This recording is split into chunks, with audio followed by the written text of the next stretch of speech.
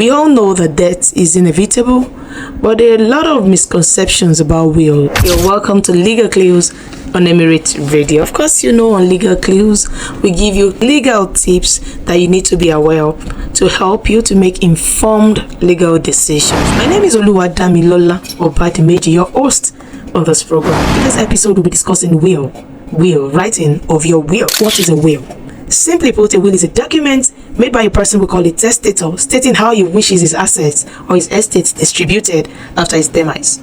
We all know that death is inevitable, but there are a lot of misconceptions about will. And you know, there are a lot of benefits attached to writing your will. The first one is it helps you to decide who gets what among your beneficiaries or your loved ones.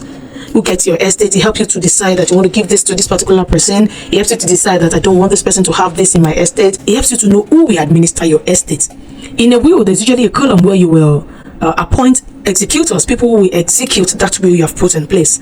Executors will make sure that your will is done and giving of assets is done just as you have wished and you have written down.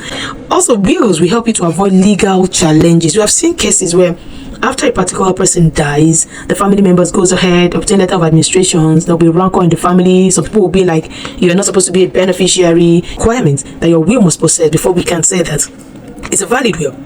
It must be in writing. You must sign it as a testator in the presence of two witnesses. The two witnesses must also attest to it in the presence of the testator. The testator must, of course, have testamentary capacity. Those are the things your will must possess before we can say that you have a valid will already written. So simply put, who is an executor? Executor can be a person or can be an entity that you have appointed to administer your estate. Their primary responsibility is to distribute your estate assets just as you have, put it down